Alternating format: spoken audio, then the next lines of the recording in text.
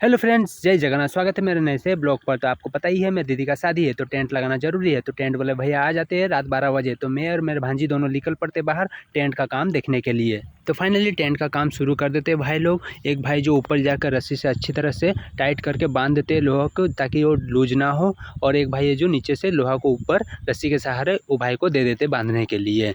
तो देख ही सकते हैं। और एक भैया है जो सीढ़ी लगाकर ऊपर चढ़ कर रस्सी से अच्छी तरह से टाइट करके बांध देते। तभी एक भैया क्या करते लंबा बांस का टुकड़ा उसको पास करते हैं। जब मैं सोकर उठा और बाहर गया तब देखा टेंट का काम 50% लगभग हो ही चुका है। आप देख ही सक रहे, सब कुछ हो ही गया। ऊपर का सारा लग गया, बस साइड का पर्दा लगाना बाकी था। तो सामान सब अभी भी बिखरा पड़ा हुआ आप देख रहे।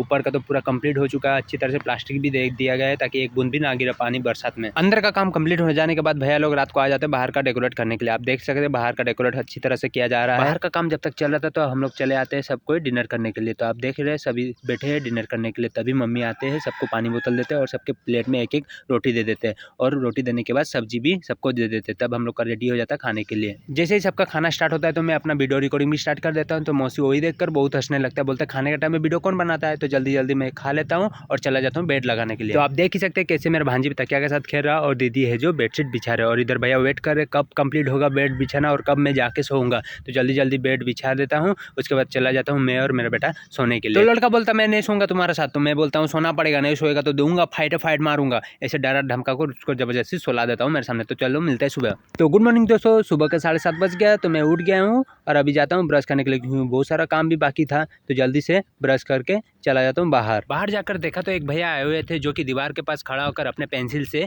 ड्राइंग बना रहे थे अपने हिसाब से। फिर भैया अलग से दीवार पर गणेश जी का चित्र भी बनाना स्टार्ट कर देते मोबाइल से देख कर। आप देख ही सकते हैं जो पहले वाले दीवार पर भैया ने पेंसिल से दिल का आकार में कुछ ड्राइंग बनाया था, वही दिल का ऊपर अभी भैया स्प्रे करके कलर कर रहे हैं। कलर करने के बाद आ जाते हैं द्वारी के सामने केला का पत्ता बनाया गया है, उस पर भी कलर कर देते हैं। उसके बाद चले जाते हैं मयूर पंख में कलर देने के लिए। उसके बाद दिल को अच्छी तरह से कलर कर देते हैं और शेप दे देते हैं दिल का। फिर आ जाते हैं भैया केला का पत्ता ड्राइंग करने के लिए। आप देख सकते हैं ब्रश से अच्छी तरह से धीरे धीरे करके ड्राइंग बना रहे हैं। उसके बाद आ जाते हैं भैया दिल का अंदर नाम लिखने के लिए दुल्हन का। तो आप देख सकते हैं पूरा आराम से लिखा जा रहा है क्योंकि एक भी मिस्टेक होने से पूरा बर्बाद हो जाएगा, इसलिए आराम से लिख रहे हैं। दुल्हन का नाम कंप्लीट होने के बाद आ जाते हैं भैया अलग से दिल पर दूल्हा का नाम लिखने के लिए। तो आप देख ही सकते हैं भैया पूरा आराम से एक एक लेटर लिख रहे हैं ताकि एक भी मिस्टेक ना हो। दोनों का नाम कंप्लीट होने के बाद भैया आ जाते हैं गणेश जी का ड्राइंग बनाकर उसमें व्हाइट कलर का कलर भी दे देते हैं। तो फाइनली कंप्लीट हो चुका है हमारा बाहर का कलर का काम। आप देख ही सकते हैं दूल्हा दुल्हन का भी नाम लिखा गया है और अच्छी तरह से गणेश जी का भी ड्राइंग बना गया है। उसके बाद हमारे द्वार के सामने कलश और केला का पत्ता का भी ड्राइंग हो चुका है और साइड में फूल का डिजाइन। अचानक से शाम को मौसम खराब करने के कारण बहुत तेज हवा चल रहा था। हवा के चलते बाहर में जो डेकोरेट किया गया था वो ज्यादा ही हिल रहा था हवा से।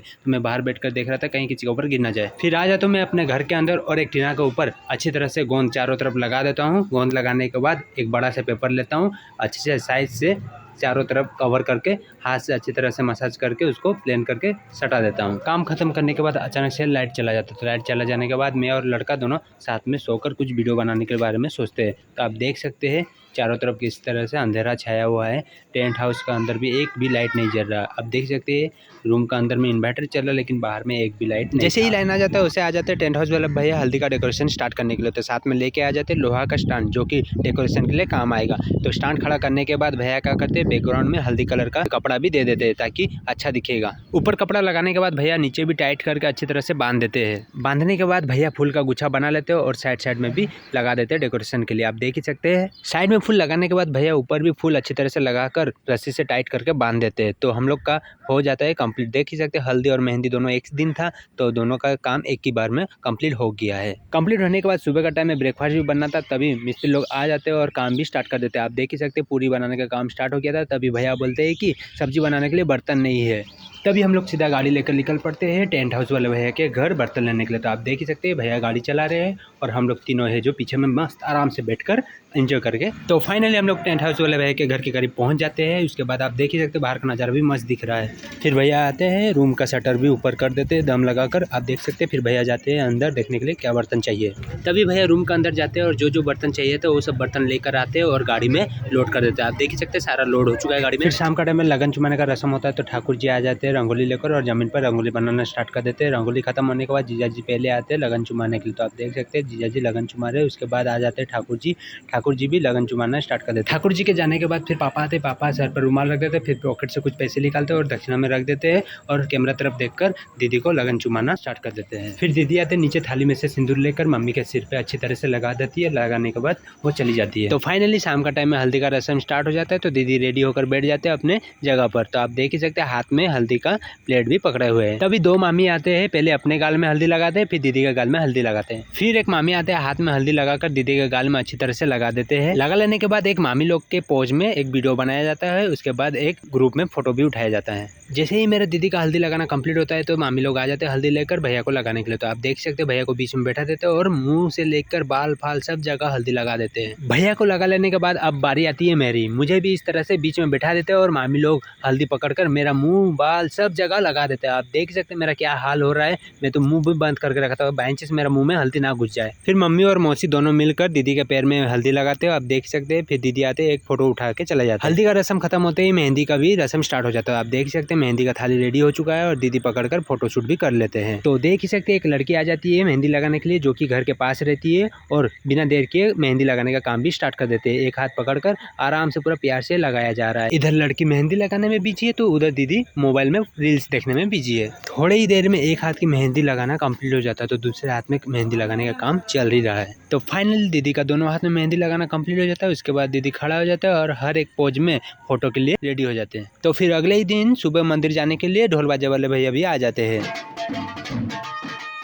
जैसा कि घर वाले सब पूजा करने के लिए गए थे तो मैं और जीजा घर में मड़वा बनाने का काम में लग जाते हैं दोनों। तो आप देख ही सकते हैं टीना में बालू भर देता हूँ। उसके बाद बांस को खड़ा कर रस्सी से अच्छी तरह से टाइट करके बांध देता हूँ। फिर छोटा छोटा पतला सा बांस का टुकड़ा लेता हूँ, उसको भी रस्सी से अच्छी तरह से बांध कर ऊपर पुआल भी डाल देता हूँ। तो मेरा ये फाइनली बन चुका है। फिर अच्छे से बैलून से सजा देता हूँ। शाम का टाइम में मड़वा का पूजा था तो ठाकुर जी सब सामान को एक जगह रख देते हैं। रखने के बाद पापा के पैर पे आलता लगाते हैं और फाइनली हम लोग का मड़वा पूजा भी स्टार्ट हो जाता है। तो पंडित जी मंत्र पढ़ना भी स्टार्ट कर देते हैं। तो अगले ही दिन मैं सुबह चला जाता हूँ मैरिज हॉल स्टेज का काम देखने के लिए। तो देख सकते हैं भैया लोग स्टेज बनाने का काम भी अच्छी तरह से कर रहे हैं। तो फाइनली हम लोग का स्टेज का काम भी पूरा कंप्लीट हो जाता है। तो बहुत सुंदर ही सजाया है भाई लोग ने, देख सकते हैं। उसके बाद मैं और एक भाई चला जाते हैं किचन की ओर काम देखने के लिए। किचन में ठीक से खाना वाना बन रहा है कि नहीं देखने के लिए। तो किचन जाकर देखा तो अच्छी तरह से खाना वाना भी बनना स्टार्ट हो गया था। उसके बाद यहाँ पर भैया है जो मंचूरियन बनाने के लिए भी सब कुछ रेडी कर रहे थे। फिर अलग से रूम में देखा तो गुपचुप भी बनकर हमारा रेडी हो चुका था, उसको ठंडे करने के लिए बाहर रखा हुआ था। सारा काम अच्छी तरह से देख लेने के बाद हम लोग निकल पड़ते स्टेशन बारातियों को स्वागत करने के लिए। हम लोग अंदर आने के बाद सीधा निकल पड़ते 3 नंबर प्लेटफॉर्म पर, क्योंकि 3 नंबर प्लेटफॉर्म पर ही गाड़ी आने वाली थी। तो हम लोग जैसे सीढ़ी से उतर रहे थे तो देखा